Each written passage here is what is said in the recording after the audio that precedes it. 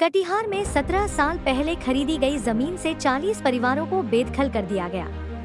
मामला बगवा बाड़ी का है, जो मुफस्सिल थाना क्षेत्र में आता है।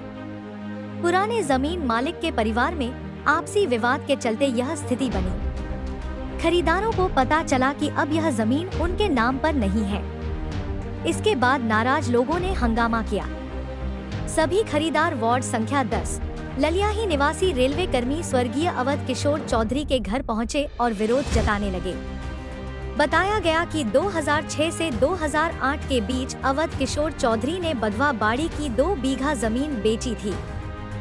किसी ने 2 कट्ठा तो किसी ने 3 या 5 कट्ठा जमीन खरीदी थी।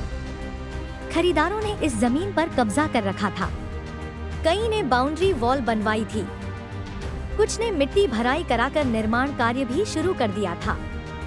वे हर साल जमीन की रसीद कटवा रहे थे। इससे उन्हें विश्वास था कि जमीन उनकी है। हाल ही में कुछ खरीदारों ने जमीन के कागजात अपडेट कराने की प्रक्रिया शुरू की। तब पता चला कि जमीन की जमाबंदी शून्य हो चुकी है। जांच में सामने आया कि यह जमीन अवध किशोर चौधरी की नहीं थी। यह उनके रिश्तेदारों पुनीता देवी और नीलम देवी के नाम पर दर्ज थी। इस खबर से नाराज खरीदारों ने अवध किशोर चौधरी के घर का घेराव किया। लोगों ने कहा कि पूरी ईमानदारी से जमीन खरीदी थी, हर साल रसीद भी कटवा रहे थे। अब अचानक बेदखल किया जाना अन्याय है।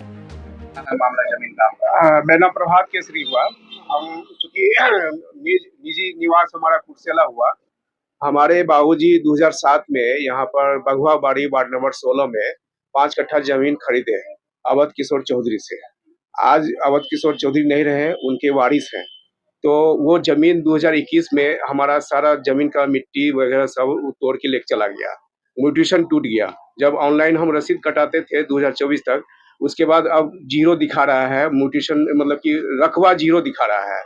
इसके एवज में हम लोग जो यहाँ पर अवध किशोर चौधरी घर है, यहाँ पर हम लोग कई बार मीटिंग कर चुके हैं कि हमारा जमीन हाथ से चला गया है, ब्रोकर जो है कैप्चर कर लिया है, आप हम लोग को मदद कीजिए। क्यों नहीं मदद कर रहे हैं? उसी पर्पज से आज हम लोग यहाँ पर एकत्रित हुए हैं सब लोग। यही है मेरा प्रॉब्लम है कि जमीन ये दिला दे हम लोग को फिर से। क्यों ऐसा हुआ? कुमार चौधरी, अवध किशोर चौधरी। हाँ, कुछ लोग आपके घर पे आए हुए, काफी लोग बड़ी संख्या में है। क्या है मामला? मामला है 2006 में पंचनामा के आधार पर रजिस्ट्री हमारे पिताजी किए, जो आज है भी नहीं, और माँ जो है रजिस्ट्री की। टोटल जमीन जो है पंचनामा से प्राप्त हुआ, जिसका म्यूटेशन 2003 में हुआ था। ठीक है। और म्यूटेशन होने के बाद 17-18 साल तक सबने अपना अपना पोजीशन पकड़ा, बाउंड्री दिया, सब कुछ किया। जब हमारे पिताजी माँ गुजर गए तो जो पंचनामा पे साइन किए थे वो लोग आकर के पुनः डीसीएलआर के यहाँ 17 के बाद फाइल करते हैं। और कोरोना काल में एक तरफा डिग्री लेकर के जमीन का म्यूटेशन जीरो करके जमीन पे जाके दबंगई के आधार पे भूमाफिया सबको एग्रीमेंट करके कि जमीन का रेट हाई है, सब भूमाफिया वहाँ हथियार के साथ, अवैध हथियार के साथ घूमता फिरता है।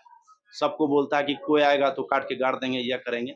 ये लोग जब जमीन खरीदे थे तो आप भी उसमें साइन किए थे, पैसा लिए थे? जी। जब नहीं, हमारे पिताजी माँ जब रजिस्ट्री किए तो उसमें हम लोग गवाही हैं, शनाख्त है। हमारे माँ पिताजी पैसा माँ पिताजी ही लिए। ये सही जी है जी, ना? हाँ। ये लोग कब्जा दिखा रही है, आप रिश्तेदार है क्या? नहीं, ये रिश्तेदार दूर के हैं। अच्छा, ओके। हमारे पिताजी के एक साली हैं और एक जो है साली की गोतनी है। इन दोनों को जमीन हमारे पिताजी ही खरीद के दिए, नाम बाजाप्ता दिए। सारा पेमेंट वगैरह हमारे फादर ही लगाए, क्योंकि उस समय इन लोग को पैसा कौड़ी था नहीं, कहीं से कुछ नहीं। कि पावर ऑफ अटर्नी लेके बेचे? हाँ, पावर अटर्नी लेकर के, पंचनामा लेकर के जमीन का म्यूटेशन पहले कराए। जमीन का दाखिल खारिज हुआ 2006 में, और दाखिल खारिज होने के बाद जमीन 2017-18 तक जो है सबका रसीद क्लियर था। कितना जमीन है टोटल? 2 बीघा। कितने लोगों को बेचा गया?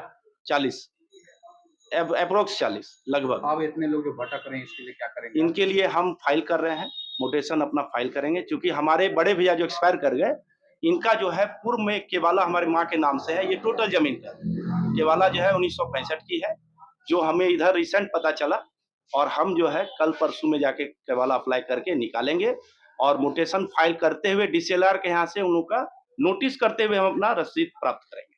तब इनको सबका हक जी, मिलेगा। जहाँ जो जमीन है, जहाँ जिनका है वहाँ पे जमीन इन लोगों को मिलेगा, इसकी गारंटी है। अच्छा, यदि नहीं मिला, यदि नहीं मिला, हमारे उसके बाद पिताजी क्या की करेंगे? जो पैतृक संपत्ति है, उसमें वैल्यूएशन के आधार पे, जो वैल्यूएशन होगा आज का, उस आधार पे सबको रजिस्ट्री दिया जाएगा। क्या नाम है आपका? भरत कुमार चौधरी।